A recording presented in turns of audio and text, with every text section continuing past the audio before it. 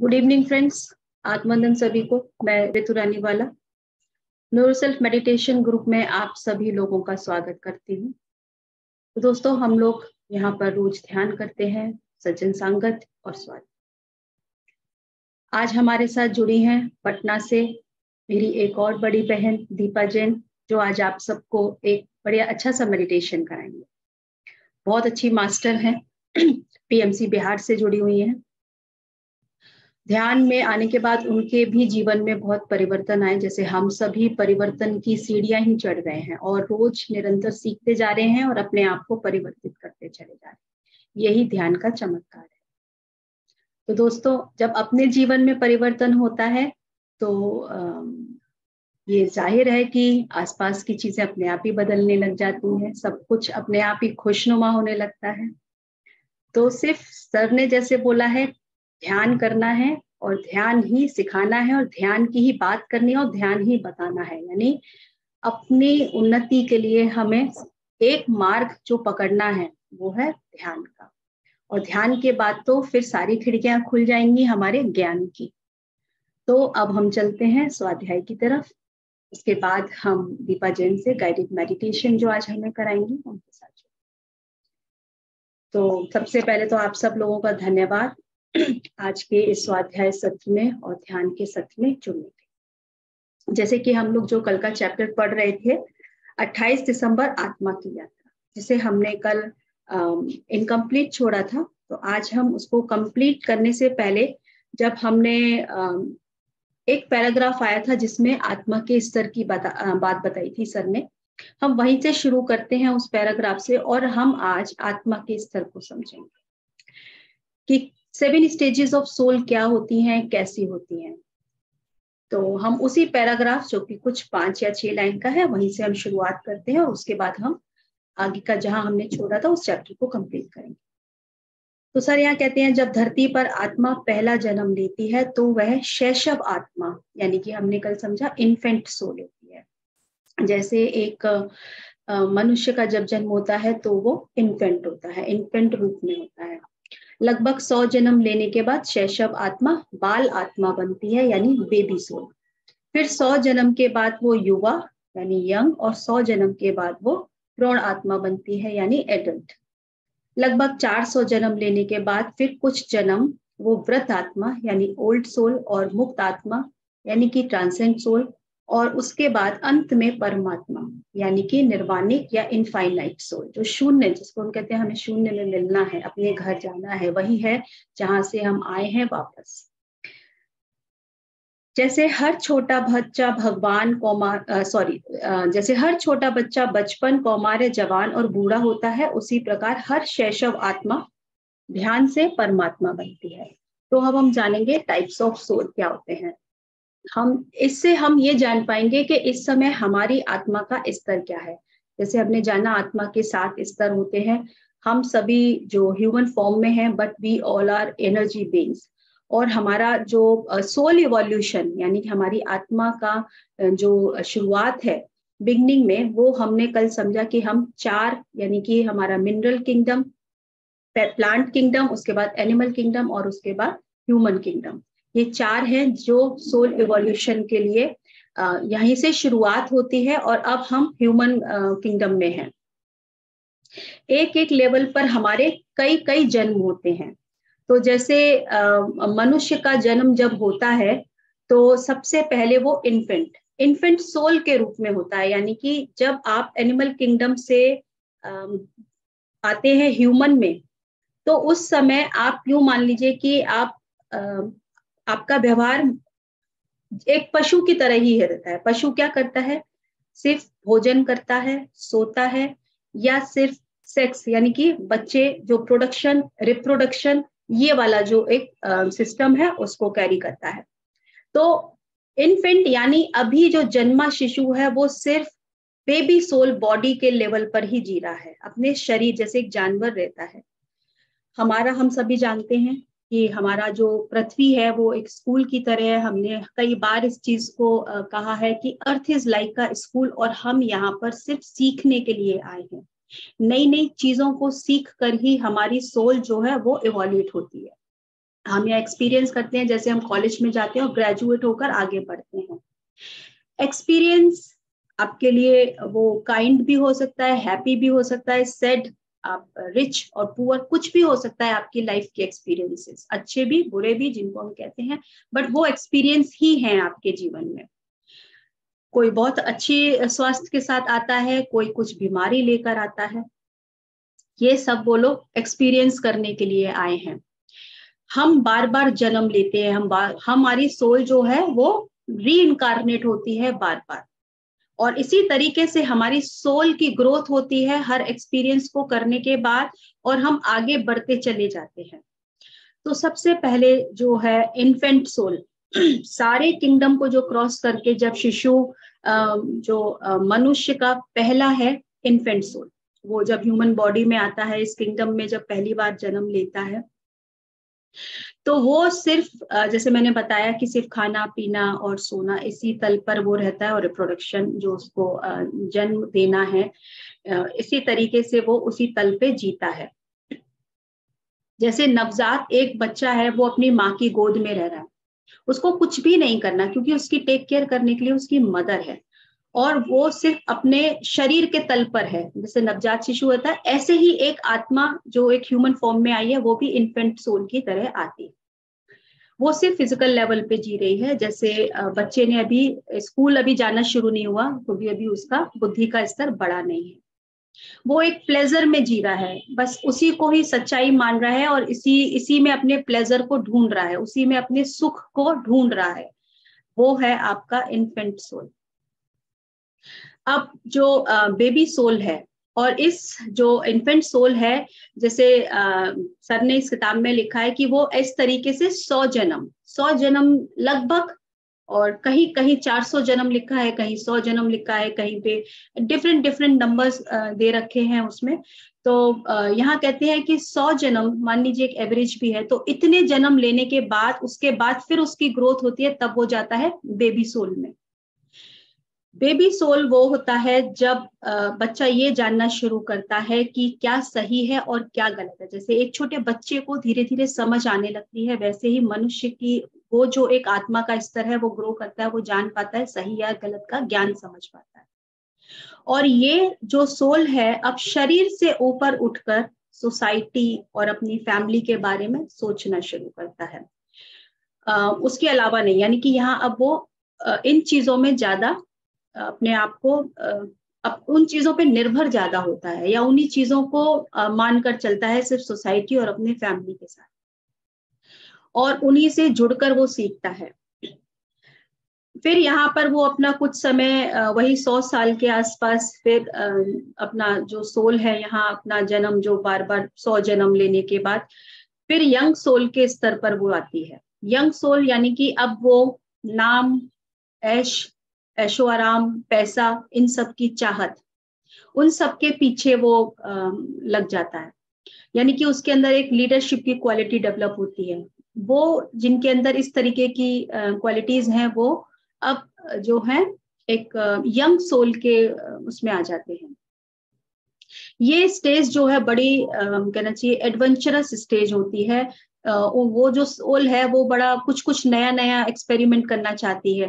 तो जैसे कि जो लोग धन दौलत या इन चीजों में ज्यादा इन्वॉल्व होते हैं, वो अभी इस वाली स्टेज पर होते हैं। अब उन्होंने इसी स्टेज पर अपने जब इतने जन्म बिता देते हैं, इसी को एंजॉय कर रहे हैं इसके ऊपर, अब जब एंड ऑफ द ये सोल आती है तब उन्होंने ये एक्सपीरियंस कर लिया। अब उसके बाद अब उनकी सोल की जो स्टार्ट होती है, तब वो मेच्योरिटी की तरफ जाते हैं। इस सोल के जो लोग होते हैं, यानी अब उनको पीछे वो नेम फेम उससे उनका अटैचमेंट नहीं होता है अब, क्योंकि वो ऑलरेडी ये सब चीजें एक्सपीरियंस कर चुके हैं। तो अगर आप देखेंगे कुछ लोगों को इन सब चीजों से फर्क नहीं पड़ता है, क्योंकि वो ऑलरेडी किसी लाइफ टाइम में ये सब चीजें एक्सपीरियंस कर चुके होते हैं, और वो उनकी ग्रोथ अलग हो गई और मैच्योर सोल में आ गए होते हैं। यानी कि पिछला जो आत्मा का स्तर के रूप में जब वो इस स्तर में जन्म लेते हैं, तो वो देखते हैं कि नेम फेम सक्सेस से उनको सुख नहीं मिलता है। अब उनके लिए ये जो माध्यम है सुख का, वो अब नाम, ऐशो आराम और पैसा नहीं रह जाता। अब वो कुछ और तलाश में है, यानी कि वो और लोगों को देखकर क्या करना शुरू कर देते हैं, वो पूजा पाठ की, शायद मुझे ये करने से कुछ मिल जाए। अब उनकी तलाश शुरू होती है कुछ और, क्योंकि सेटिस्फेक्शन उस सोल को भी नहीं होता है। सोल अपनी इवोल्यूट करने के लिए कुछ ना कुछ ढूंढती है, तो वो क्या करेंगे, वो पूजा पाठ, उनको लगता है कि शायद इससे हमें कुछ उनको प्राप्ति हो जाएगी, तो वो इस तरीके से धर्म कर्म कांड में लग जाते हैं और बहुत इंटेंसली उस चीज को करने लग जाते हैं कि शायद इसी से उनकी नैया पार लग जाएगी। और इस तरीके से उनका जो है धर्म में जो है ज्यादा इंक्लिनेशन होना शुरू हो जाता है। किसी बहुत एक कट्टरपंथी जैसे लोग होते हैं कि इस तरीके से वो बहुत उन धर्मों को फॉलो करना शुरू कर देते हैं। ऐसे लोग क्रिएटिव भी बहुत होते हैं। उसके बाद मैच्योर सोल को जब वो फिर उतने ही जन्म ले लेते हैं, उसके बाद वो आते हैं ओल्ड सोल के स्टेज में। और ये लोग बहुत सारे जन्म लेकर आते हैं। इसमें पति सर ने इस किताब में लिखा है कम से कम 400 जन्म के बाद ही आप ओल्ड सोल के लिए जाते हैं। यानी जब उस सारी कैटेगरीज को उन्होंने अनुभव कर लिया, तब वो ओल्ड सोल में आते हैं। और उसके बाद उनको सोसाइटी, फैमिली, नेम फेम, पूजा पाठ, धर्म कांड जो भी है, इससे उनको उसमें भी नहीं कहना चाहिए अच्छा लगता। वो उसके भी आगे कुछ और पाना चाहते हैं। अब जाकर उनकी खोज जो होती है ओल्ड सोल की, जिसे हम कहेंगे कि अब वो परमात्मा की खोज में लग गए हैं, यानी अपने आप को जानने की खोज में लग गए हैं, अपने स्वयं के अस्तित्व की खोज में। जो मास्टर्स कहते हैं कि मैं कौन हूँ, मेरा अस्तित्व क्या है, मैंने यूं जन्म क्यों लिया, ये सब ओल्ड सोल हैं जो ध्यान साधना करके अपनी उस सोल को ग्रोथ करना चाहते हैं। और यही क्वेश्चन है कि अपने अस्तित्व को जानने की इस वाले स्टेज में वो उनकी शुरुआत होती है। अपने जीवन का क्या पर्पस है, मैंने क्यों जन्म लिया, मेरे जीवन में क्यों ये दुख आए हैं, मेरे जीवन में ये लोग क्यों आए हैं, कुछ और क्यों नहीं आया। तो इस तरह की जब आपके अंदर ये क्वेश्चंस आने लगते हैं, तो इसका अर्थ है कि अब आप ओल्ड सोल के स्टेज में हैं। जिसे हम बाहर ढूंढ रहे थे, अब हम वो भीतर ढूंढना शुरू कर देते हैं। और ये जो कुछ भी है पूजा पाठ, जैसे हमारे पति सर भी कहते हैं कि पूजा पाठ यानी कि वो एक एक्सपीरियंस करना ही है, लेकिन जो सत्य है वो ये है कि हमें जानना है कि मैं कौन हूँ, मेरा अस्तित्व क्या है, यहाँ पर मैंने क्यों जन्म लिया है। तो ध्यान यानी मेडिटेशन जो है वो ओल्ड सोल जो है ये इसी साधना में लगता है, उसके जीवन में आता है। और अब वो ये जानना शुरू कर देता है कि अब मुझे अब मुझे खुद भी ध्यान करना है, ध्यान से जुड़ना है, और दूसरे लोगों तक भी ये ज्ञान पहुंचाना है। ये ओल्ड सोल स्टेज। तो अब आप लोग भी समझ गए होंगे कि कौन सी स्टेज में है हम सब। ये उसके बाद कई सैकड़ों हजारों जन्मों के बाद जब हम इस स्तर पे आते हैं, जो ध्यान से जुड़ते हैं, तो ध्यान को स्वयं भी करना है और दूसरों को भी जीवन में दूसरों को उठाने के लिए, उनको अपलिफ्ट करने के लिए हमें ये ध्यान का प्रचार करना है, ताकि जो लोग इस स्तर पे हैं, जैसे कहते हैं ना, वो लोग तैयार बैठे हैं लेकिन वो भी भूले हुए, हम यहाँ आकर भूल जाते हैं। हम वही अज्ञानता है, सिर्फ हमें बताना है उनको इस बारे में, जो भी तैयार होगा वो उसी समय कनेक्ट हो जाएगा। लेकिन हम नहीं जानते कि वो इस समय किस आत्मा के स्तर पे है। तो हमें इसीलिए कहते हैं आपको प्रचार करना है, क्योंकि अगर आज आप 100 लोगों के, मान लीजिए 20 लोगों को ही बता रहे हैं, तो हो सकता है उसमें से कोई एक ओल्ड सोल हो जो उसी समय कनेक्ट हो और उसकी यात्रा वहां से शुरू हो जाए। जैसे हम सभी यहाँ आकर सब भूल जाते हैं, इसीलिए पत्री सर कहते हैं कि ध्यान करना है और उससे जरूरी है आपको प्रचार भी करना है और बताना भी है लोगों को इस बारे में। इसके बाद आता है एनलाइटेंड सोल या ट्रांसजेंडर सोल।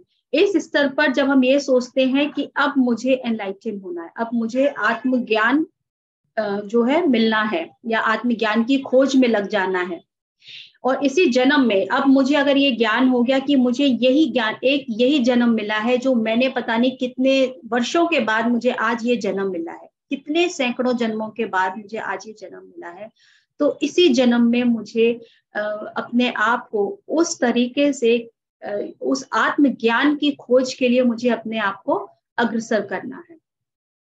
तो बहुत जन्म मैंने मौज मस्ती कर ली, अब तो सिर्फ ध्यान से ही मुझे अपने आत्मज्ञान को पाना है और एनलाइटन होना है।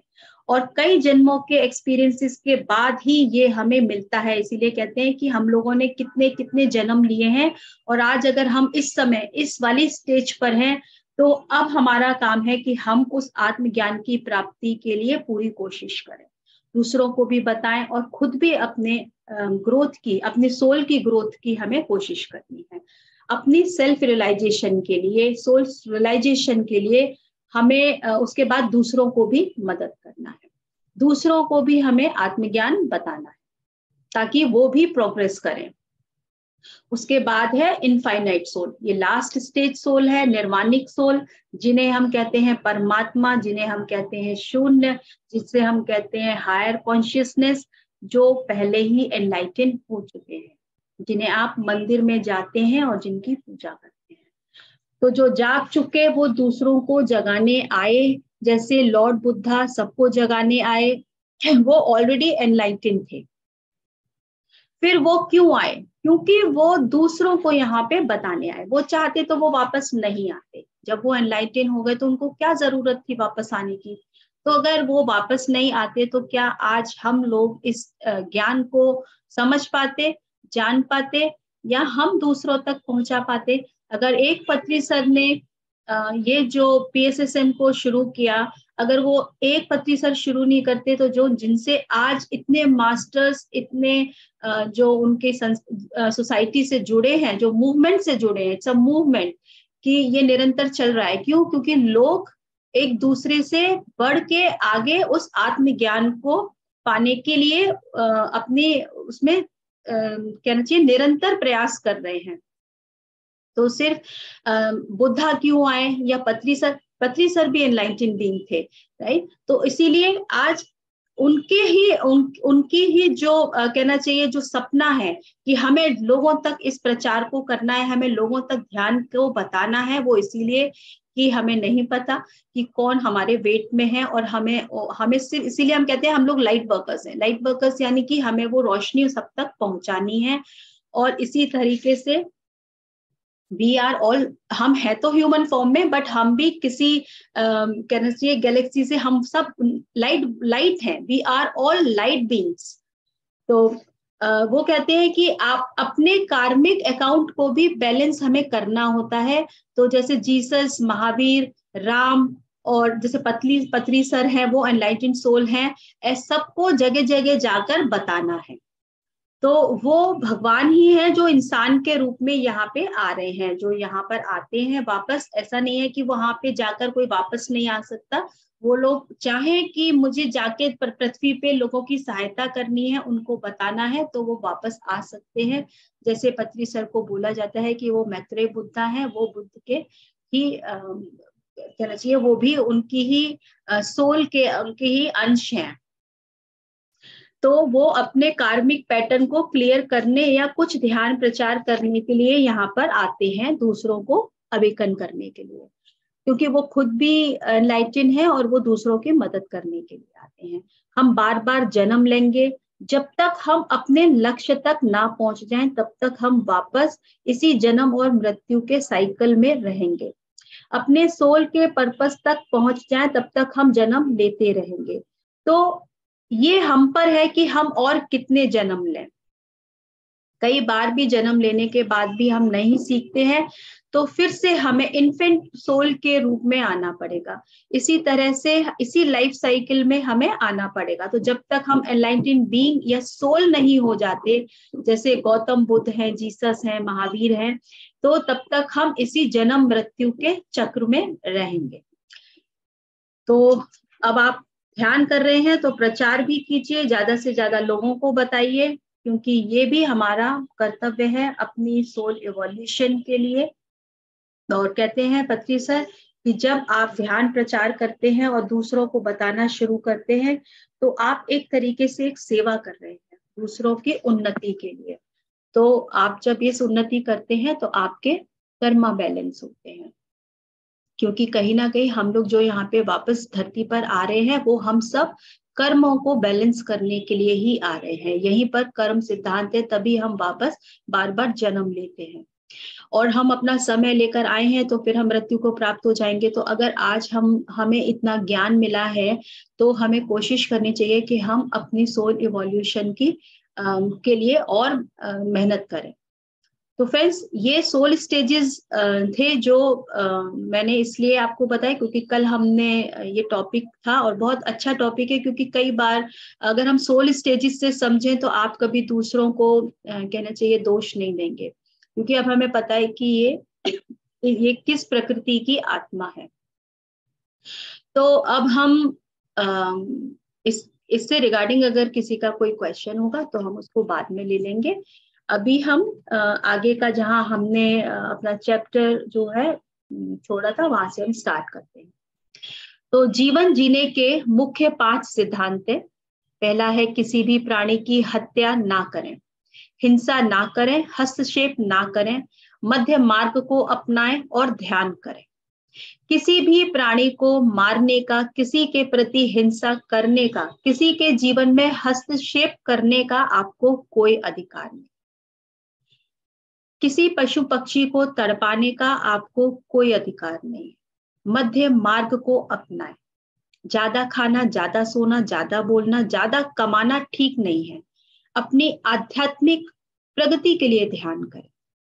तो हम लोग इतना कहना चाहिए वर्ल्डली डिजायर्स में जो फंस जाते हैं तो हमें लगता है यही हमें पाना है। वो कहते हैं जितनी जरूरत है, जितना आपके लिए जरूरी है उतने की कोशिश कीजिए, उससे अधिक आपके लिए दुखदाई भी है और आपको कोई फायदा भी नहीं देगा। वो कहते हैं आपको अपनी आध्यात्मिक प्रगति पर ध्यान देना है, इसलिए ज्यादा से ज्यादा ध्यान करें। युक्तमय आहार, युक्तमय व्यवहार और युक्त चेष्टा, युक्त स्वप्न और युक्त अवबोध से दुख को निष्ठ करना है। हमने कल समझा था युक्त आहार यानी जितनी आपको जरूरत है खाने की उतना ही खाइए। अगर आपका, और कहते भी हैं जितनी आपको भूख है उससे हमें कम ही खाना चाहिए। भूख है 2 रोटी की तो कोशिश कीजिए 1 ही रोटी खाएं, तो उससे हमारा डाइजेस्टिव सिस्टम भी सही रहता है। ओवर ईटिंग करने से हमें नुकसान होता है। वही वो कहते हैं युक्त में आहार, जितनी जरूरत है उतना ही खाइए, भरपेट ना खाएं। और अगर स्वाद के चक्कर में हम ज्यादा खाते हैं तो फिर क्या होता है, हमें गैस्ट्रिक, एसिडिटी, ये सब प्रॉब्लम्स भी होती हैं। युक्तमय व्यवहार यानी कि अपने व्यवहार को हमें शालीन और सौम्य रखना है, जो सबसे अच्छा है हमारे लिए भी। क्योंकि अगर देखिए, अगर कोई हमसे बुरा बोलता है तो हमें वो बुरा ही लगता है, तो हमें ऐसे शब्दों का प्रयोग ही नहीं करना कि दूसरों जब हमें बुरा लग रहा है तो हमें भी दूसरों से नहीं कहना। तो इसलिए हमें अपना व्यवहार भी अच्छा रखना है। युक्त चेष्टा, हमें हर संभव कोशिश करनी है अपनी आत्मा की ग्रोथ के लिए। युक्त स्वप्न, सपने भी देखें तो अच्छे, क्योंकि सपने भी सच होते हैं, हमारी ही फीलिंग्स हैं, हमारी ही भावनाएं हैं। इसलिए अच्छे अच्छे विचारों से अपने स्वप्नों को भी क्रिएट कीजिए। जिसे हम कहते हैं ना कि आप कुछ भी चाहते हैं वो सब आप पा सकते हैं। तो उसके लिए हमें पता होना चाहिए कि हम अच्छे, अपनी हमारी अगर कोई इच्छा भी है तो वो भी हमारी उसके लिए युक्त चेष्टा करें। युक्त अवबोध से दुख को नष्ट करना है, सही ज्ञान से, सही बोध से, गलत नॉलेज नहीं, उससे, इन 5 चीजों से। वो कहते हैं जिसमें ये 5 युक्तियां नहीं है वह नर है।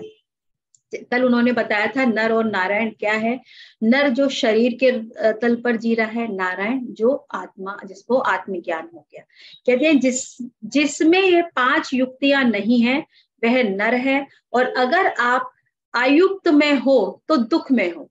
अगर आप इसके बिना जो आप कह रहे हैं ये युक्त है, और अगर आपके अंदर इस तरीके का नहीं है ये 5 युक्तियां, तो आपके जीवन में दुख आना ही है। आयुक्त से युक्त में आना ही नारायण बनना है। यानी कि अगर ये सारी क्वालिटीज आप में मिसिंग है तो वो आपके लिए कहना चाहिए आयुक्त, यानी कि वो आपके लिए एक ठीक नहीं है। और अगर आप यहीं से युक्त की तरफ, जो आपके लिए बेस्ट हो, तो वहां से आप जब आते हैं, चॉइसेस आपकी अच्छी होती हैं, बेस्ट होती हैं, तो आप नारायण बनते हैं। इसके लिए बुद्ध ने अष्टांग मार्ग बताया है।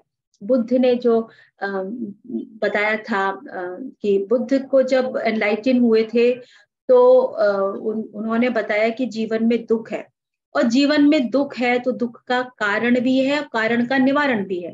तो निवारण के लिए उन्होंने अष्टांग मार्ग बताए थे। वो अष्टांग मार्ग में उन्होंने बताया कि हमारी वाणी कैसे होनी चाहिए, हमारे शब्द कैसे होने चाहिए, हमें किस तरह का बोलना, सुनना, समझना चाहिए, उनके कैसे इंटेंशंस होने चाहिए। वो अष्टांग मार्ग को हम फिर कभी किसी सेशन में लेकर आएंगे कि बुद्ध के अष्टांग मार्ग से हम जान सकते हैं कि हम अपने जीवन को कैसे अच्छे तरीके से जी सकते हैं। भगवत गीता में नर से नारायण बनने का विधि विधान बताया। नर स्वयं को शरीर मानता है और नारायण ने अहम ब्रह्मास्मि जान लिया है। भगवत गीता जो ग्रंथ है, ये बिल्कुल ऐसा है कि आपके जीवन में कोई भी जो भी हमारे सिचुएशंस आती हैं, उनके लिए आपको एक एक श्लोक से हर सिचुएशन के लिए एक सॉल्यूशन दिया गया है। अगर उसको हम समझते हैं, उसे हम एक इस तरीके से ना समझें कि हम कृष्णा जो है, हमें भगवान को पूजना है, नहीं, कृष्णा कॉन्शियसनेस उस तल तक पहुंचे कैसे वो। तो यहाँ पर अगर हम इस तरीके से समझते हैं भगवत गीता को, एक एक श्लोक को समझें अपने जीवन में, तो आपको हर चीज का आपको सॉल्यूशन मिलेगा। तो भगवत गीता में नर से नारायण बनने का विधि विधान बताया गया है। कैसे आप भगवत गीता का मेन, जिसमें वो कहते हैं, इस किताब में भी पत्री सर कहते हैं कि अर्जुन जो है वो शरीर के तल पर होते हैं, और जो नारायण यानी कृष्णा जो है वो नारायण के तल पे, यानी वो आत्मा, उनको आत्मज्ञान है। वो खुद ही कहते हैं कि अब मैं जिस स्थिति में हूँ, तुम अभी उस स्थिति में नहीं हो, अर्जुन से जब वो ये बोलते हैं। यहाँ पर वो कहते हैं अर्जुन को नर के रूप में, और वो अपने को नारायण। तो नर स्वयं को शरीर मानता है और नारायण ने अहम ब्रह्मास्मि को जान लिया है कि मैं ही ब्रह्म हूं। हर नर को नारायण बनना ही है। जैसे हर बच्चा छोटे से बड़ा हो जाता है, ऐसे ही जिस जन्म में हम नर से नारायण बन जाते हैं, वह हमारा आखिरी जन्म होता है। उसके बाद फिर जन्म लेने की हमें जरूरत नहीं पड़ती। तो जिस दिन हम, जिसे कहते हैं 100% वहां तक पहुंच जाएंगे, तो हम भी उस लाइफ और डेथ के साइकिल से फ्री हो जाएंगे। फिर हमारी चॉइस होती है कि जैसे पत्री सर या बुद्ध भगवान जो यहाँ पर फिर से चॉइस, जैसे बुद्ध भगवान ने चॉइस किया कि मैं फिर से वापस अर्थ पे जाऊंगा और लोगों को बताऊंगा ध्यान के बारे में। तो ये उसके बाद वो जो इनफाइनाइट सोल, वो जो ट्रांसेंडर सोल है, ये उनकी चॉइस होती है कि वो वापस अर्थ पे आए और लोगों को मदद करें कि ध्यान के बारे में और इस ज्ञान के बारे में, कि हम सब भी वहां तक पहुंच सकते हैं। लेकिन हम क्या करते हैं, हम जो पहुंच गए हैं उनके साथ उनकी पूजा उसमें लग जाते हैं, बजाय ये सीखने के कि ये कैसे पहुंचे। हम उस मार्ग को पकड़ने के बजाय हम अलग मार्ग पे चलना शुरू कर देते हैं।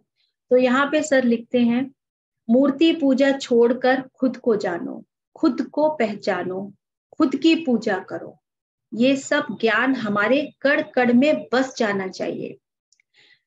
तो अभी मैं कहीं पर सुन रही थी, मैंने किसी मास्टर को सुना कि पत्री सर कहते हैं कि अगर आपको मंदिर जाना है तो आप ये ना कहो कि मैं भगवान को पूछने जा रहा हूँ, आप ये कहो कि मैं मूर्ति के दर्शन करने जा रहा हूँ।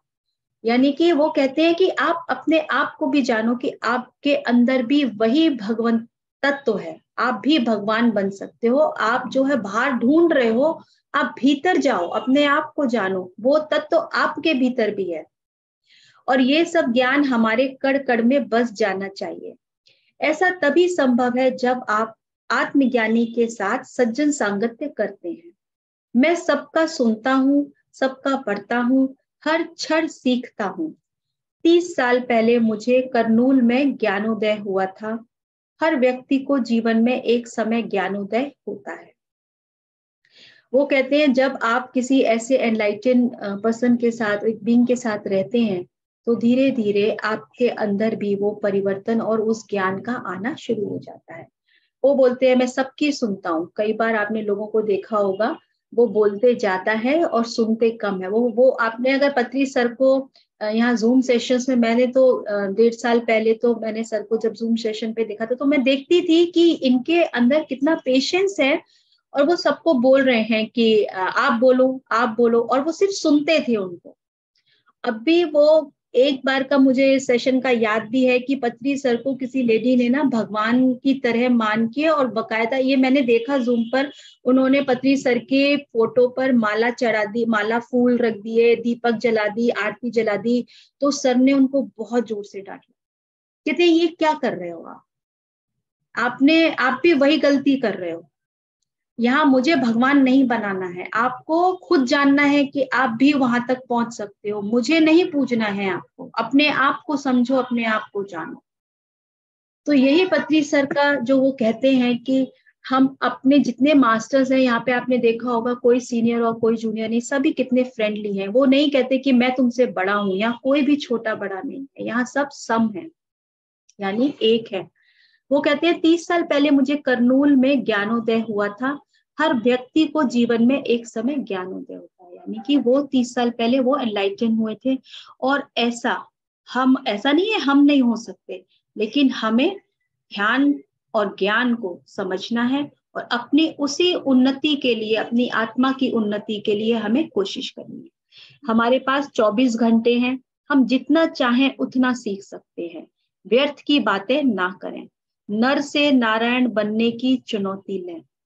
जब भी समय है ध्यान करें, सुबह उठकर सर्वप्रथम ध्यान करें, और रात को सोने से पहले जरूर ध्यान करें।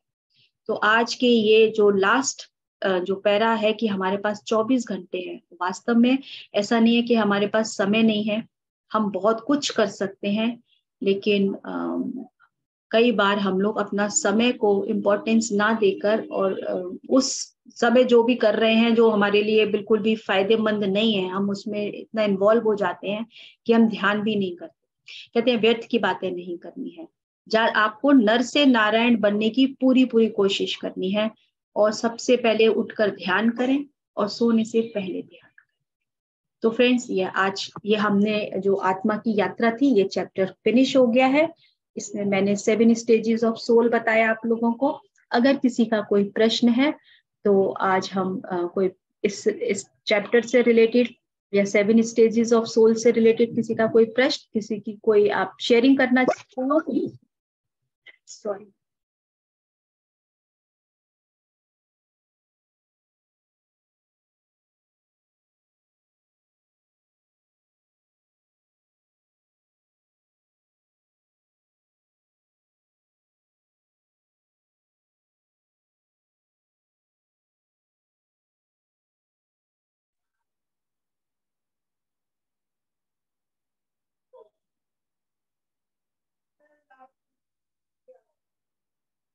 सॉरी। Thank you Ritu.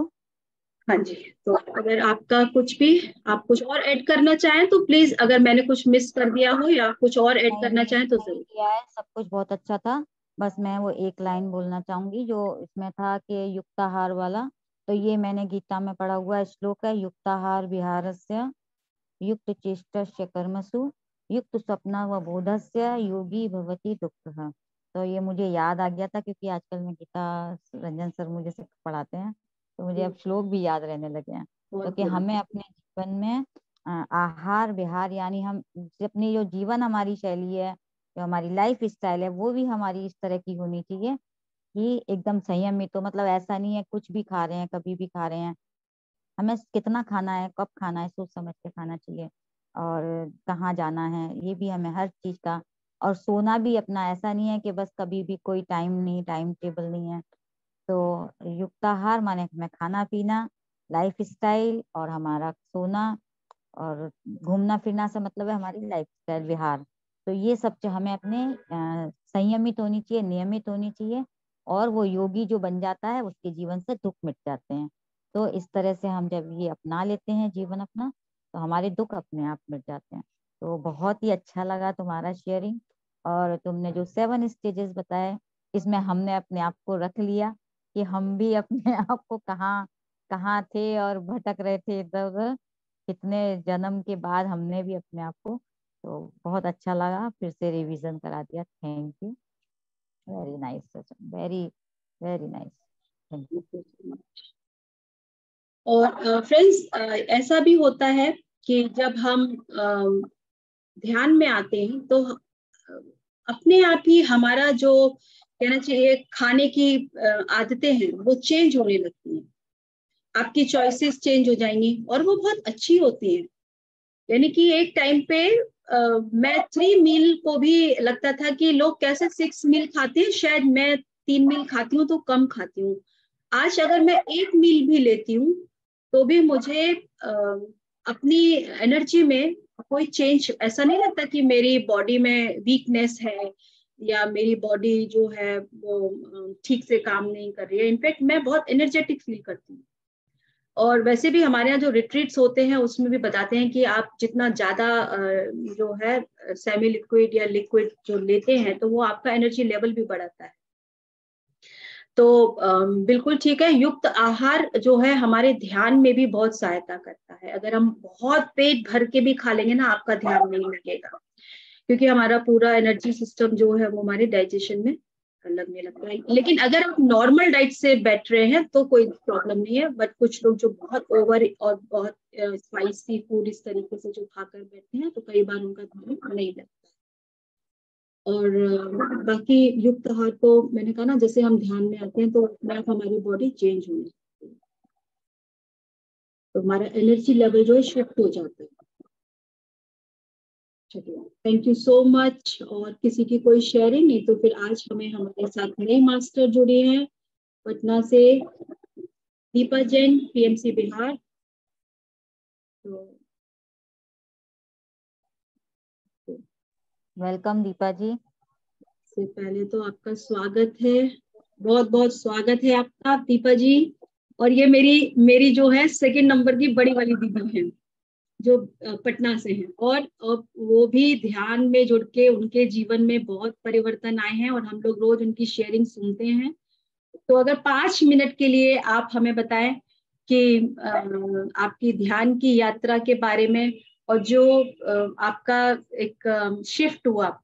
और मेरी सिस्टर ना ये मानती नहीं थी ध्यान करने के लिए, और लेकिन इनको, she is a very very good painter, बहुत सुंदर पेंटिंग बनाती हैं, जो बहुत समय से इनसे छूटा था और इनको ध्यान में एक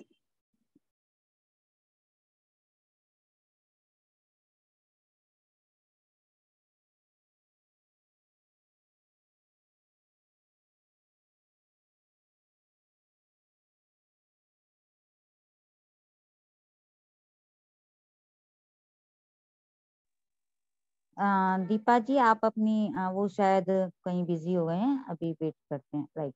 ना मेरे घर में गेस्ट आए तो मेरी पेट जो है ना वो थोड़ा सा उसको लग रहा है। तो हाँ जी, तो उनको जो वापस से ध्यान में ही उनका फिर से ये शुरुआत हुई पेंटिंग की, तो हम खुद आपसे सुनेंगे और उसके बाद हम आपके साथ ध्यान करेंगे। So over to you, thank you so much for coming. आप म्यूट आप म्यूट हैं। हाँ ठीक है, हाँ जी, बहुत बहुत धन्यवाद इतनी तारीफ के लिए। ये तो सच है कि जब से मैं मेडिटेशन में आई हूँ, मुझे ये नहीं पता था कि मेडिटेशन से मेरा 25 पुराना जो दबा हुआ आर्ट था वो बाहर निकल के आया। और ये मेरा बहुत अच्छा एक्सपीरियंस था कि आवाज आ रही है मेरी? हाँ बिल्कुल क्लियर, बिल्कुल क्लियर। तो मेरा एक्सपीरियंस है, जब मैंने फर्स्ट टाइम जब मैं ध्यान में बैठी तो मुझे काफी अच्छे अच्छे विजन्स भी आते थे। और उसके साथ मेरे मेरे अंदर एक ऐसा ट्रांसफॉर्म हुआ कि हमसे ये कहा जाता था, पति सर जी ने भी हमसे ये कहा कि जो आपकी इच्छा हो वो करना चाहिए, आपको उसके लिए अपने आप को रोकना नहीं चाहिए, चाहे कुछ भी हो। आपकी इच्छा है अच्छे कपड़े पहनना है, अच्छे से तैयार होना है, जो आपको जो खाने का आपका मन हो वो खाओ। तो मेरे मन में एक इच्छा एक तभी हुई थी कि क्यों ना मेरा जो इतना पुराना मेरा आर्ट है जो दब गया है इतने पुराने 25 साल से, क्यों ना मैं इसको स्टार्ट करूं। तो धीरे धीरे करते जब जैसे जैसे मैं मेडिटेशन करने लगी, 1 घंटे 2 घंटे तक जब मैं मेडिटेशन करती थी, तो मुझे अपना वो पास्ट याद आने लगा। और उस पास्ट को याद आने के बाद फिर मैंने उसको अपने वर्क को रीस्टार्ट किया। तो उससे मुझे लगा, फिर मुझे ये रियलाइज हुआ इस चीज का कि मेडिटेशन से हम अपने इतना पुराना जो दबा हुआ आर्ट था, उसको हम बाहर निकाल सकते हैं। ऐसा नहीं है कि आफ्टर मैरिज बहुत सी ऐसे लोग होते हैं जो अपने पुराने शौक को, अपने पुराने उनकी हॉबीज होती है, उनको वो दबा लेते हैं। जॉइंट फैमिली में वो अपनी सारी इच्छाओं को छोड़ देते हैं, भूल जाते हैं। बट मैं कहती हूँ कि आफ्टर मतलब मेडिटेशन के बाद, मेडिटेशन करने से आप अपनी उन इच्छाओं को बाहर निकाल सकते हैं, और उसको आप अपने साक्षात आप उसको बाहर निकाल करके उसको कर सकते हैं, कुछ भी हो जो आपकी इच्छा हो। तो ये मेरा एक बहुत अच्छा अनुभव था कि मैंने उस चीज को साकार भी किया, और बहुत लोगों को ताज्जुब हुआ जिसके अंडर में मैंने ड्राइंग किया, अपना दोबारा से मैंने रीस्टार्ट किया। उन्होंने भी, जो जिनको मैं गुरु मानती हूँ, उन्होंने भी बहुत लोगों को कहा कि मतलब मैंने 25 साल के बाद इसको रीस्टार्ट किया, और उसमें सबसे पहले मैंने अपने फादर और मदर का ही पोर्ट्रेट बनाया, जबकि मुझे बिल्कुल उम्मीद नहीं थी, बिल्कुल भी आशा नहीं थी कि मैं ये उतार पाऊंगी। लेकिन उनके इतने मोटिवेट करने के बाद उन्होंने कहा नहीं आप कर लोगे, आप स्टार्ट करो। तो मैंने कहा अच्छा ठीक है सर।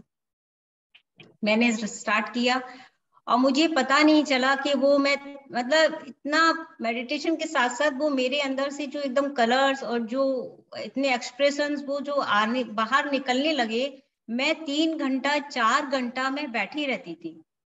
तो मैंने कहा कि यार ये तो समझ में नहीं आ रहा है क्या ये चमत्कार हो रहा है। तो उन्होंने कहा देखिए आपके ये अंदर की आर्ट जो है ना वो बाहर निकल के आ रही है, जिसको आपने दबा रखा था। तो मुझे भी इस चीज का रियलाइज हुआ कि हाँ बात तो सही है। तो उसके बाद से मैंने अपने फादर का बनाया, उसके बाद से मैंने अपनी मदर का भी बनाया, और काफी मैंने लैंडस्केप्स भी बनाए।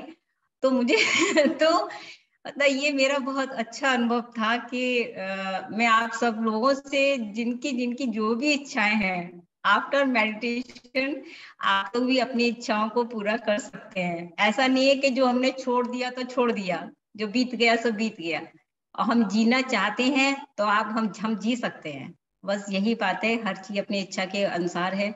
बल्कि मुझे तो पता नहीं था कि जबकि उसके बाद मैंने अपने हस्बैंड का भी, 1 मिनट सॉरी, अपने हस्बैंड का भी मैंने पोर्ट्रेट बनाया। तो सब इतने खुश थे। तो बस यही है एक मेरा बहुत अच्छा अनुभव।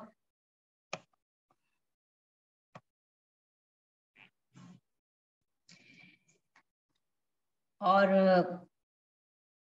मेरे अंदर भी काफी चेंजेस आए हैं, बहुत चेंजेस आया। मैं बहुत गुस्सा करती थी, लेकिन मेडिटेशन के बाद मेरे अंदर इतना ट्रांसफॉर्म हुआ कि मैं समझने लगी अपने आप को कि गुस्सा करने से कितना नुकसान होता है, अपनी हेल्थ पर कितना बुरा प्रभाव पड़ता है। उससे अच्छा बहुत सारी ऐसी बातें मैंने सीखी हैं कि हमें गुस्सा करने के बजाय क्या करना चाहिए, क्या नहीं करना चाहिए। तो यही है मेरे एक लाइफ का एक्सपीरियंस। और मेडिटेशन के बाद मैं पैट से बहुत लव करने लगी, जबकि मैं पैट की भाषा नहीं जानती थी। और इतना कुछ मैंने स्पिरिचुअल लाइंस में इतना यहाँ तक इतना कुछ सीखा, मुझे कुछ भी नहीं आता था, कुछ भी, बिल्कुल जीरो थी इन सब चीजों में मैं। लेकिन धीरे धीरे करके मैं इस आध्यात्मिक क्षेत्र में इतना जुड़ चुकी हूँ कि आज मैं देखिए आपके सामने बोल भी रही हूँ। पहले तो मैं बोल भी नहीं पाती थी, बस स्क्रीन के सामने बैठ जाती थी और सबकी सुनती थी।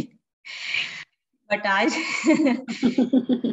Wonderful wonderful, thank you so much. बहुत बहुत धन्यवाद, आप सब लोगों ने इतना मुझे सहयोग दिया इस प्लेटफॉर्म पर लाने के लिए, बहुत बहुत शुक्रिया। आप सभी मास्टर्स को भी बहुत बहुत शुक्रिया, मीनू जी एंड रितु जी, इन सबको बहुत बहुत धन्यवाद कहना चाहिए। आपका बहुत बहुत धन्यवाद जो आज आपने इतनी अच्छी शेयरिंग की, it really means to us. Shri Patre ji की और महाअवतार बाबा जी, इनको बहुत बहुत धन्यवाद करना चाहूंगी कि आज उनके बदौलत मैंने अपने आप को इतना अपने आप को ओपन माइंड किया। बहुत बहुत धन्यवाद। और माय डियर फ्रेंड्स, अब मैं आपको क्या ध्यान, क्या meditation? Just a minute, I think Deepali ji आपकी कोई शेयरिंग है या क्वेश्चन है? नहीं, ऐसा क्वेश्चन है। हाँ, क्वेश्चन है कि ना मतलब मैं 1 साल से जुड़ी हूँ मेडिटेशन से, पर जैसी मतलब मैं मेडिटेशन करना शुरू करती हूँ, 4-5 दिन हो जाते हैं, 8-10 दिन हो जाते हैं, तो मुझे ना भयंकर कब्जे की प्रॉब्लम हो जाती है। फिर मुझे है ना मतलब वो कब्ज ठीक करने के लिए वो खाना पड़ता था, वो मैंने ये काफी बार रियलाइज करा, पर मुझे ये समझ में नहीं आ रहा है कि मतलब इससे कैसे हैंडल करूँ इसको। आप मेडिटेट कर रहे हैं? मेडिटेट कब फिर है ना ऐसा होता है, परिस्थितियां ऐसी बन जाती है कि फिर मैं मेडिटेट नहीं कर पाती, मेडिटेशन कर नहीं पाती, क्योंकि वो कब्ज है ना बहुत पीड़ादायक होता है। नहीं तो नहीं, मुझे आप मेडिटेशन ना छोड़ें, आप मेडिटेशन ना छोड़ें। और जो कॉन्स्टिपेशन है आपका, हाँ, कितनी सिटिंग करते हैं आप? मतलब जैसे क्या होता है, या तो आपकी आपकी ओवरऑल जो बॉडी का सिस्टम है, इसे हम ऐसे भी समझते हैं ना कि हमारा इंटेस्टाइन जो है वो ब्लॉक हो रहा है, क्योंकि कई बार हमारी मूवमेंट जो है वो स्लो डाउन हो जाता है। तो मान लीजिए अगर आपका डेली रूटीन में मूवमेंट स्लो है, और वैसे भी कॉन्स्टिपेशन जो है हमारा सीधे सीधे कोई स्ट्रेस है आपको, हमारा गट और हमारे ब्रेन का ना एक कहना चाहिए उसका कनेक्शन है। तो पहले आप ये देखिए, क्या आप बहुत ज्यादा स्ट्रेसफुल आपकी लाइफ है, या आप बहुत ज्यादा थॉट्स में आप अपने आप को इन्वॉल्व करते हैं? कहीं ना कहीं उसका पूरा पूरा इफेक्ट हमारे स्टमक पर, हमारे इंटेस्टाइन पर आता है। तो आप इसको एक ये भी कर सकते हैं, आप थोड़ा सा अपना डाइट को उसको थोड़ा सा चेंज कीजिएगा, रफेज ज्यादा लीजिए। मेडिटेशन आपको हेल्प करेगा, मेडिटेशन से आपको प्रॉब्लम नहीं होगी, राइट? मेडिटेशन आप कीजिएगा, ओवरऑल चेंज होगा आपका, क्योंकि मुझे भी कॉन्स्टिपेशन का प्रॉब्लम था, और मेडिटेशन के समय में मेरा कॉन्स्टिपेशन का क्योर हुआ। लेकिन अभी इन दिनों है तो मैंने अपना जो पूरा है रफेज बढ़ाया है, क्योंकि मैं भी बहुत प्रोन हूँ कॉन्स्टिपेशन के, जो है मेरा भी इशू रहता है। मैंने अपना रफेज बढ़ाया है, मैंने बेयरफुट वॉक शुरू किया है, मैंने वाटर ज्यादा लिया है। तो आप जो है इस तरीके से आप कीजिएगा, मेडिटेशन को स्टॉप मत कीजिएगा। मेडिटेशन आपको कोई नुकसान नहीं, इनफैक्ट आपकी ओवरऑल इंटरनल हीलिंग होगी उससे। आप ओके। वो हमारा बहुत जैसे ऐसा नहीं है ना कि आपका जो ये इशू है वो आज से है, ये आज जो आपको जो दिख रहा है वो कई बार हमारे बहुत पुराना इशू होता है, जिसे हम कहना चाहिए ओवरलुक करते हुए आ रहे हैं। तो आप इसको थोड़ा सा ऐसे कर सकते हैं, आप सैलेड की क्वांटिटी बढ़ाइए और वीट कम कर दीजिए। मैंने ऑलमोस्ट 7 days से रोटी नहीं खाई है, अगर मेरा जब सिस्टम करता है ऐसे तो मैं रोटी नहीं खाती, आई जस्ट स्टॉप्ड ईटिंग रोटी। तो आप खाइए, और अगर आपको ऐसा बहुत ज्यादा सीवियर होता है तो कल ही मुझे धीरेन सर ने एक चूरन बताया है, पंच पंच कुछ वैद्यनाथ का, पंचकार। हाँ हाँ हाँ, पंचकार। वो मैंने अभी पूछा था, तो मुझे कल धीरेन सर ने मैंने पूछा, क्योंकि मेरा भी अभी कॉन्स्टिपेशन का प्रॉब्लम था, तो उससे मुझे आराम भी मिला, और मैंने सारा रफेज लेना शुरू कर दिया। आई जस्ट स्टॉप ईटिंग रोटी और इसी सैलेड और यही ग्रीन जूसेस। आप ये ट्राई करो, मेडिटेशन स्टॉप नहीं करना। आप ये ना सोचो कि मेडिटेशन से कुछ हो रहा है, मेडिटेशन से आपको कोई साइड इफेक्ट नहीं, ओनली गुड इफेक्ट है। साइड इफेक्ट इसका ओनली गुड है। आप रफेज बढ़ा लीजिए कॉन्स्टिपेशन का, सीधा सीधा। और दूसरा आप देखिए कहीं आपके ज्यादा स्ट्रेस किसी चीज का तो नहीं हो रहा है, स्ट्रेस की वजह से भी हमारे जो है गट इश्यूज हो। ठीक है, ओके, थैंक यू।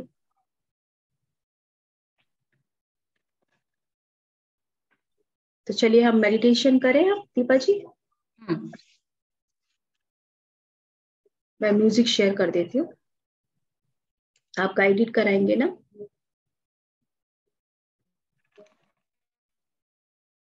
चलिए फ्रेंड्स, आनापानासती ध्यान के लिए सब रेडी हो जाएं। आज हमारे साथ नए मास्टर हैं जो वो हमें गाइडेड मेडिटेशन कराएंगे। म्यूजिक थोड़ा लाइट ही रखूं? हाँ, ओके, वॉल्यूम ठीक है? अभी आवाज नहीं आ रही है। अच्छा, अभी नहीं है। हाँ।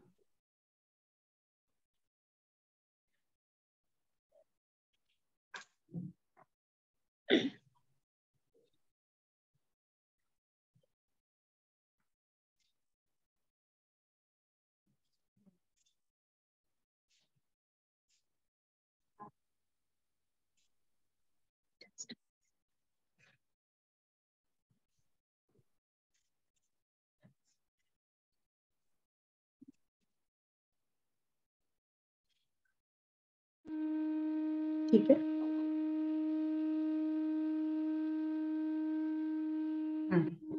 अब आप गाइड करें।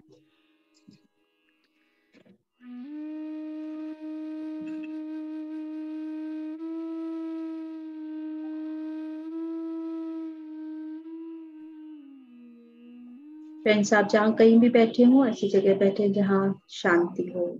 अब हम आनापानसति ध्यान। हाँ, मैं गाइड करती हूँ। अब हम लोग ध्यान करेंगे और सांसों के साथ मस्ती करेंगे, दोस्ती करेंगे। अब आप लोग अपने अपने आरामदायक कुर्सी पर बैठ जाएं, दोनों हाथों को क्रॉस कर लें। पानी अगर पीना हो तो पानी पी लीजिए। दोनों पैरों को क्रॉस कीजिए।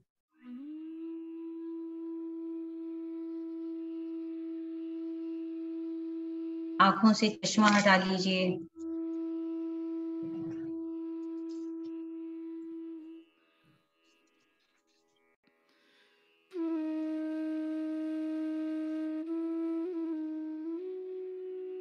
दोनों आंखें बंद कर लें और शरीर को ढीला छोड़ दें। कोई भी सोच विचार ना करें, बस अपनी आती जाती सांसों को ही महसूस करें। कोई भी मंत्र जाप नहीं, कोई पूजा पाठ नहीं, कोई श्लोक नहीं, बस अपनी आती जाती सांसों पर ही ध्यान करें। ईश्वर प्रभु का नाम न लें। मन में जब भी कोई भी विचार आते हैं तो आप फिर से अपनी सांसों पर ही आ जाएं। अगर आपका सोच विचार आए, मन इधर उधर भटकने लगे, तो आप उनसे कहिए कि मेरा अभी ध्यान का समय है, अभी आप शांत हो जाइए।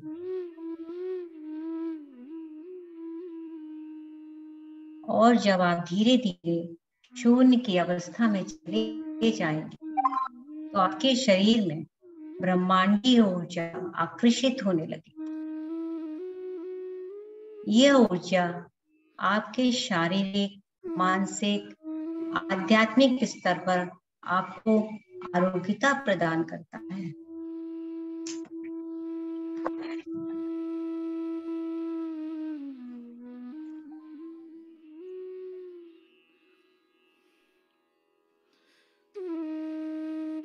आप अपने सबसे नीचे दाहिने पैर के अंगूठे को देखिए। धीरे धीरे ऊर्जा घुटने से, एड़ी से होते हुए कंधा, गर्दन,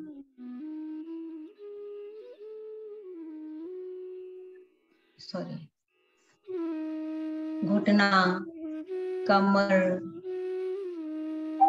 पीठ से होते हुए पूरा कंधा ऊर्जावान हो रहा है और हमारा मन भी धीरे धीरे शांत हो रहा है। अब आप दाहिने पैर के अंगूठे पर आइए। दाहिने अंगूठे के एड़ी, घुटना, जांघ, कमर और फिर धीरे धीरे आप अपने आप को कंधे से होते हुए बाजू, हथेलियां, उंगलियां सभी को शांत कीजिए। आप देखेंगे कि धीरे धीरे आपका मन बाहरी जगत से हटकर शांत हो रहा है। अब आप चेहरा,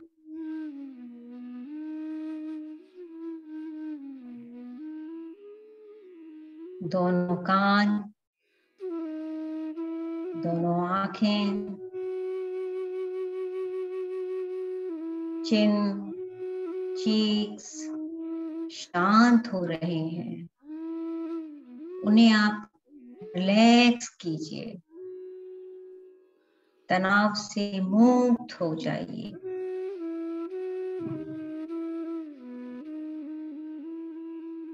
मैं सिर्फ अपनी आती जाती सांसों पर ही ध्यान देना है। महसूस करें, महसूस करें।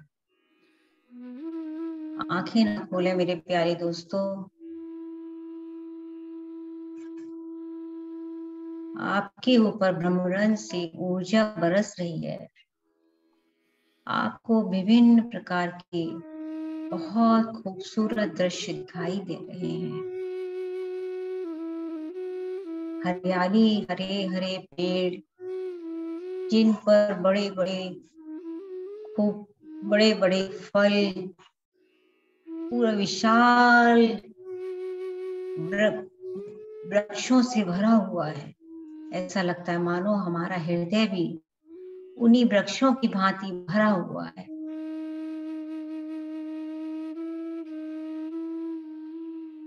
न कोई नकारात्मक सोच, न कोई विचार। अगर आते भी हैं तो उन्हें आने दीजिए, मगर हमें उलझना नहीं है उन विचारों से। हमें सिर्फ अपनी आती जाती सांसों को ही महसूस करना है। और गहरी सांस लें। सांस को छोड़ें।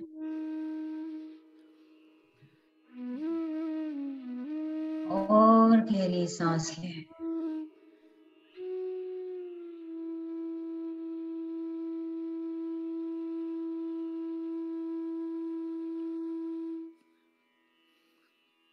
आप अपने आप को रिलैक्स महसूस करें।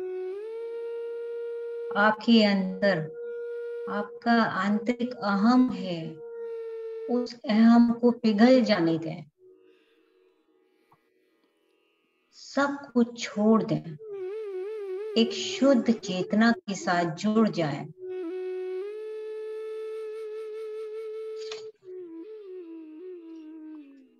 बस अपने वर्तमान समय में रहें, प्रेजेंट में रहें।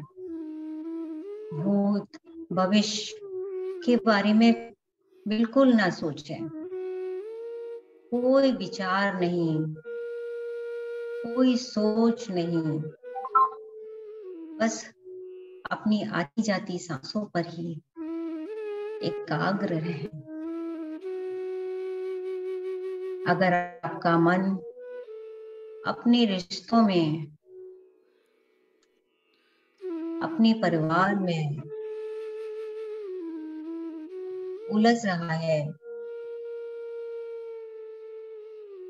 तो आप अपनी जागरूकता को सांसों पर ले आए।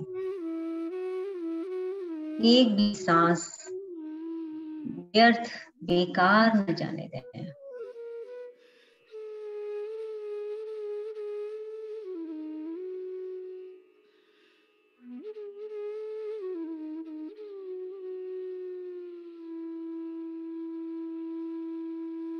प्रत्येक सांस को साक्षी भाव से देखें।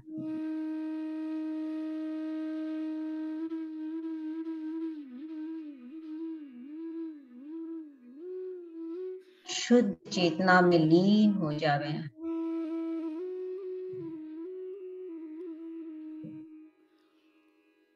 स्वयं में खोकर सब कुछ पा ले।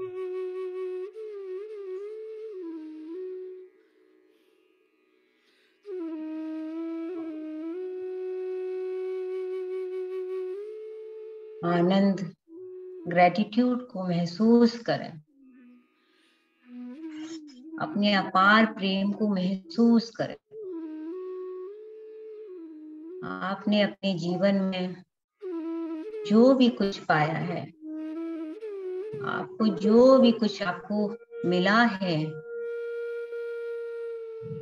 उसे आशीर्वाद के रूप में अपने आप को धन्य महसूस करें।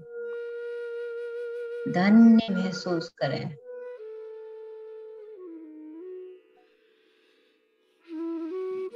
अपने मित्रों के लिए,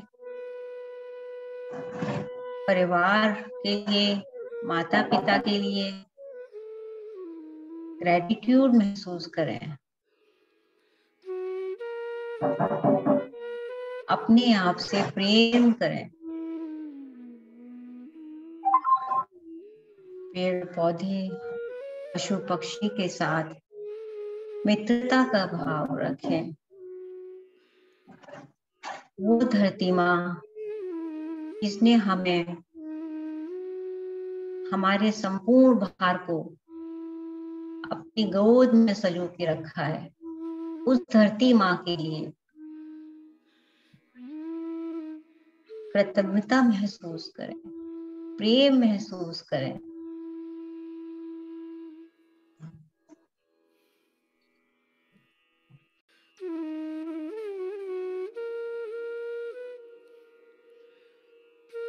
दूसरों की तारीफ करें। दयालुता, विनम्रता को महसूस करें। जीवन की हर परिस्थिति को स्वीकार करें।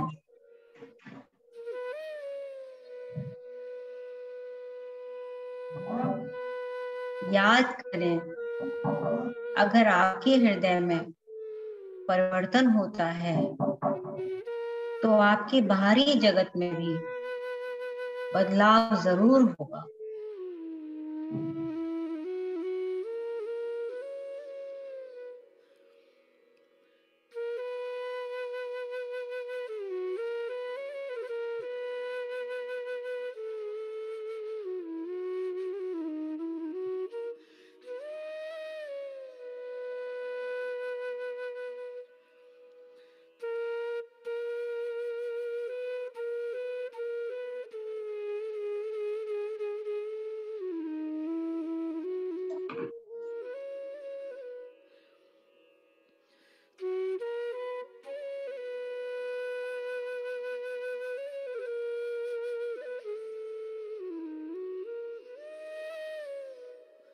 अपने दोनों हाथों को अपने दिव्य हृदय पर रखें और कहें, हे दिव्य आत्मा, यही वो पावन स्थान है और रचना का स्रोत है। अपने आप को नई चेतना के साथ अपने आप को आशीर्वाद दें।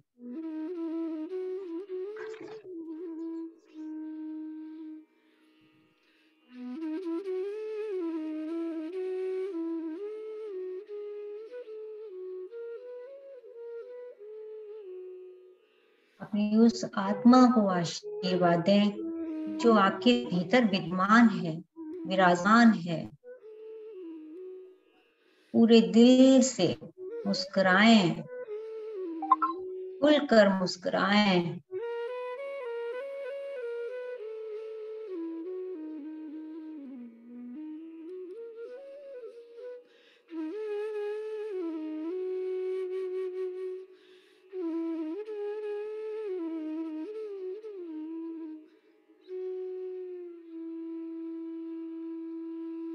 इस सारे संसार में संपूर्ण प्रेम को प्रसारित करें।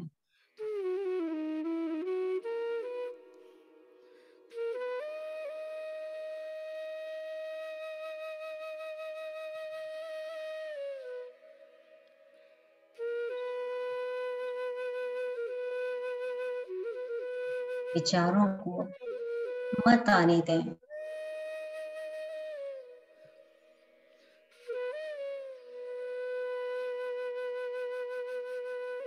अपनी सांसों के साथ एकाकार हो जाएं।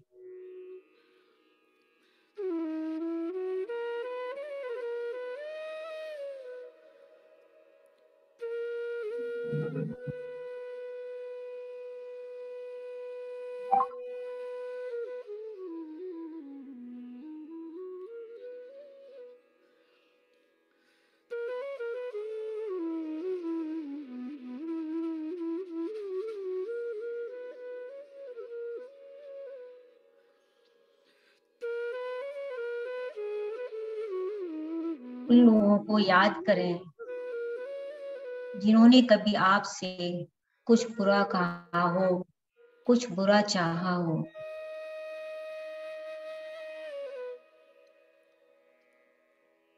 उन लोगों को माफ करें।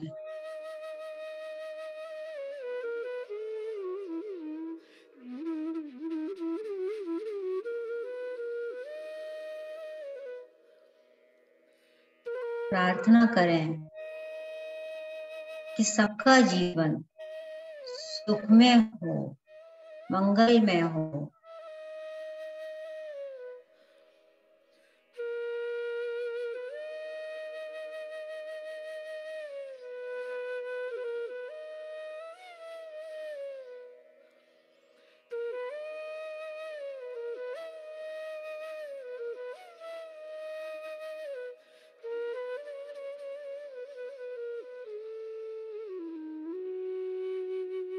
उन आने वाले दिनों के लिए मंगल कामना करें। हृदय में, अपने मन में सकारात्मक सोच रखें।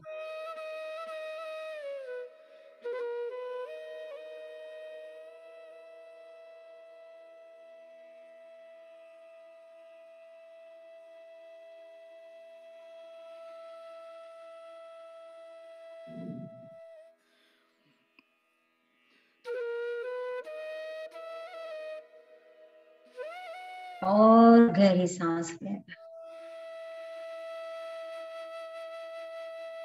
सांस छोड़ें और गहरी सांस लें।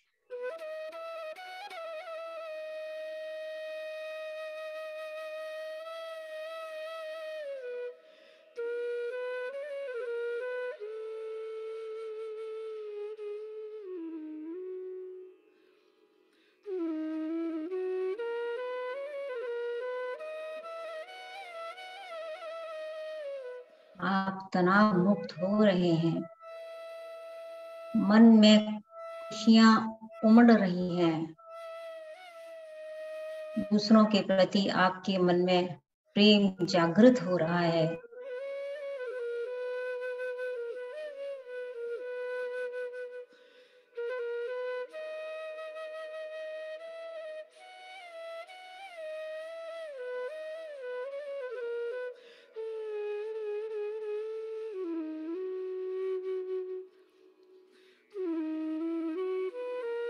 अब आप अपने वास्तविक स्वरूप में आने की तैयारी करें। धीरे धीरे आप अपनी जागरूकता की इस नई चेतना में वापस आ जाएं। आप अपना समय लेकर धीरे धीरे वर्तमान के समय के लिए जागरूक हो जाएं। 10, 9, 8, 7, 6, 5, 4, 3, 2, 1, 0। धीरे धीरे आप अपनी दोनों हथेलियों को आंखों पे रखकर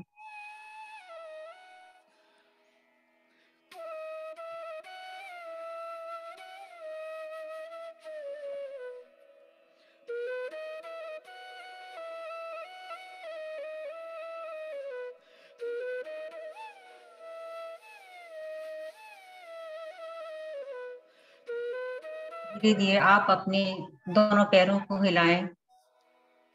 दोनों हाथों को अपनी आंखों पे रखकर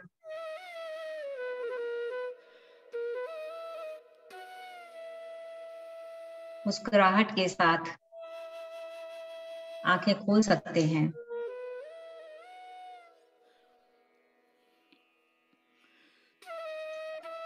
फाइव, 4, 3, 2, 1, 0। बहुत बहुत धन्यवाद। Thank you. मैं एक मिनट म्यूजिक बंद कर। आपका कैमरा ऑफ है, प्लीज। Thank you. बहुत गहरा ध्यान हुआ। बहुत अच्छा ध्यान। यहाँ से हाँ, ठीक है। बहुत बहुत धन्यवाद आज की इस खूबसूरत ध्यान के लिए। बहुत अच्छा। ये तो ब्रह्मश्री पत्नी जी का बहुत बहुत धन्यवाद। सबसे पहले तो आप सभी मास्टर्स का बहुत बहुत धन्यवाद कि आपके सहयोग से मेरा आप लोगों को मैं ध्यान करवा सकी और आगे भी। नहीं, बहुत अच्छा ध्यान कराया और आपकी वॉइस इतनी काम, इतनी सूदिंग थी कि वाकई बहुत अच्छा लगा। आपकी आवाज में बहुत आवाज तो पता नहीं है, गहराई है, बहुत सुंदर। आप सुनेंगे ना तो आपको पता चलेगा, हमने तो सुना है आपको। मैंने तो फ्रेंड्स, आप कुछ शेयर करना चाहें आज के ध्यान के लिए तो जरूर कीजिएगा। बताइए कैसा लगा आपको, कैसा ध्यान रहा आपका? जी निर्मला जी। आवाज आ रही है मेरी? बिल्कुल बिल्कुल। हेलो दीपा जी, बहुत अच्छा आत्मबंधन, बहुत अच्छा आपका ध्यान रहा और बहुत अच्छा आपने कराया। बहुत गहरे तक उतरे, बहुत बढ़िया आवाज आपकी। बहुत खुशी हुई, सच में बहुत खुशी हुई। बस आप भी ऐसे ही कराते रहा करें। हाँ बिल्कुल, हमें तो बिल्कुल मौका मिलेगा तो हम जरूर आएंगे। ये तो ऋतु जी का ही कि वो हमें बहुत अच्छा, हमें आमंत्रित करेंगी। बहुत बढ़िया, बहुत बढ़िया। बहुत थैंक सुंदर। You. Okay, thank you so much Nirmala ji. Thank you, thank you. बहुत अच्छा ध्यान कराया। इनकी चेहरे पे भी चमक आ गई है। बहुत अच्छा लगा। भावना जी। भावना जी, हाँ जी, बहुत अच्छा तो ध्यान सही कह रहे हैं कराया। आप, चेहरे पे चमक आ गई आज। हाँ, इनका चेहरा मतलब बहुत खिला खिला लग रहा है। अच्छा ध्यान करवाया, इनको खुद को भी अच्छा लग रहा है अंदर से। हाँ, इनको अच्छा लग रहा है। यही होता है कि जैसे हम खुद से करते हैं और उसके बाद जब जैसे हम सेवा से जुड़ते हैं, वो कहते हैं ना कि वो जो कसर थी वो और हो गई हमारी खिलने भर की। नहीं नहीं, बहुत अच्छा कराया, बहुत अच्छा लगा। जो अपने अंदर की जो भाव, जो हमारे अंदर से सीखने की एक वो रहती है ना कि हमने बस सीख लिया, हो गया, काम खत्म हो गया, नहीं। लेकिन जब तक हम लोग सिखाते नहीं है तब तक वो सच में ध्यान करने का, ध्यान सीखने का कोई महत्व नहीं है। और सिखाने के बाद ही उसका सही में सिखाने के बाद ही बहुत अच्छा करवाया, बहुत अच्छा लगा। Thank you so much Bhavana ji. Thank thank you friends, आज के ध्यान और स्वाध्याय में आप सबका बहुत बहुत धन्यवाद जुड़ने के लिए। Thank you Deepa ji, thank you so much. और हम चाहेंगे कि आप रोज आए ध्यान कराने के लिए। और अब स्वाध्याय भी कराना है आपको। अभी तो शुरुआत है यात्रा की। यात्रा तो हमें साथ में बहुत आगे तक जाना है। करनी है। कल भी होगा क्या? हाँ जी, हाँ जी, कल संडे है, कल